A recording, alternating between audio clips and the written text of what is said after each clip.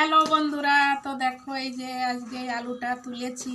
এই দেখো মাটির নিচে হয়েছিল এই আলুটা। তো বলো তো এটা কি আলু? বলতে পারবে না, আমি বলে দিচ্ছি। এই যে আলুটা, এই আলুটার ভিডিওটা ছেড়েছিলাম আমি, অনেকে দেখেছো।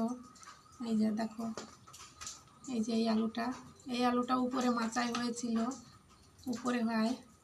আর এটা হচ্ছে তার নিচে। এই দেখো একদম আলুর মতন, মেটে আলুর মতন।